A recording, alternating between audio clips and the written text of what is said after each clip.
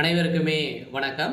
சற்று முன் கிடைத்திருக்கக்கூடிய ஒரு மிக மிக முக்கியமான செய்தி ஒன்று வெளியாகியுள்ளது.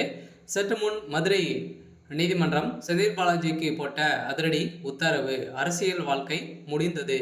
இது மாதிரி பார்த்தீங்கன்னா செய்திகள் வெளியாயிருக்கு.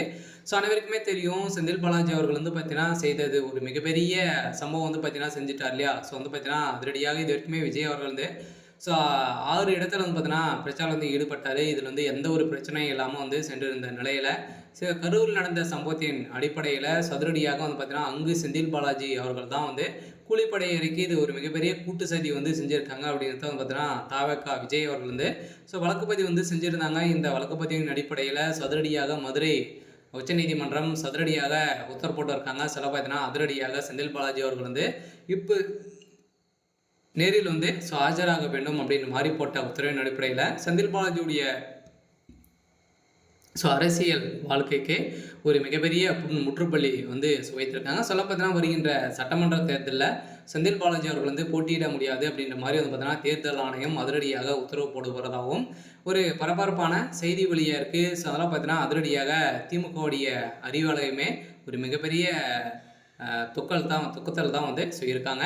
ஸோ இதை பற்றி எந்த வீடியோவில் நம்ம முழுமையாக பார்க்கலாம். ஸோ அதுக்கு முன்னாடி நம்ம சேனலுக்கு இப்போ தான் நீங்கள் முதல் முறையாக வந்திருக்கீங்க அப்படின்னா மறக்காமல் நம்மளுடைய சேனலை சப்ஸ்கிரைப் பண்ணி சப்போர்ட் பண்ணுங்கள். ஸோ வாங்க வீடியோக்குள்ளே போகலாம்.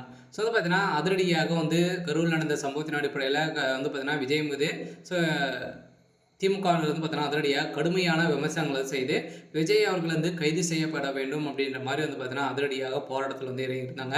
ஸோ இருந்தாலுமே பார்த்தீங்கன்னா விஜய் அவர்களுக்கும் இதுக்கும் எந்த ஒரு தொடர்பும் இல்லை. ஸோ இதில் பார்த்தீங்கன்னா முக்கிய சிசிடிவி காட்சி வெளியாக இருக்குது. இந்த வீடியோவின் அடிப்படையில் தான் இப்போ அதிரடியாக இதுக்கு அனைத்துமே செந்தில் பாலாஜி அவர்கள் தான் காரணம் அப்படின்ற மாதிரி நீதிமன்றம் தீர்ப்பு வழங்கப்பட்ட உத்தரவின் அடிப்படையில் செந்தில் பாலாஜி அவர்கள் பார்த்தீங்கன்னா அதிரடியாக இப்போ இல்லாத அமைச்சராக தான் இருக்கார்.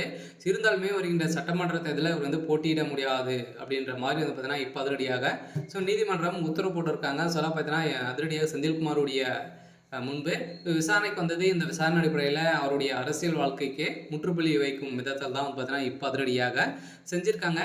இருந்தாலுமே இப்போ செந்தில் பாலாஜி அவர்கள் செய்தது ஒரு மிகப்பெரிய குற்றம். ஸோ இதுக்கு பார்த்தீங்கன்னா பாவ மன்னிப்பே கிடையாது அப்படின்ற மாதிரி நீதிமன்றம் வழங்கியிருக்காங்க. அதே மாதிரி இந்த வழக்கில் பாஜக களத்தில் இறங்கியிருக்காங்க. இப்போ பார்த்தீங்கன்னா அதிரடியாக விஜய் அவர்கள் ஒரு மிகப்பெரிய மெகா கூட்டணி அமைக்க போகிறாங்க இல்லையா? பார்த்தீங்கன்னா அதிமுகவில் இணைய போகிறதாகவும் ஒரு தகவல் வெளியாகி வருது. சில பார்த்தீங்கன்னா பிஜேபிக்கு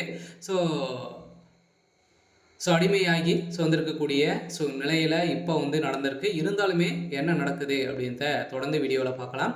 அதுக்கு முன்னாடி மறக்காமல் நம்முடைய சேனலை சப்ஸ்கிரைப் பண்ணி சப்போர்ட் பண்ணுங்கள்.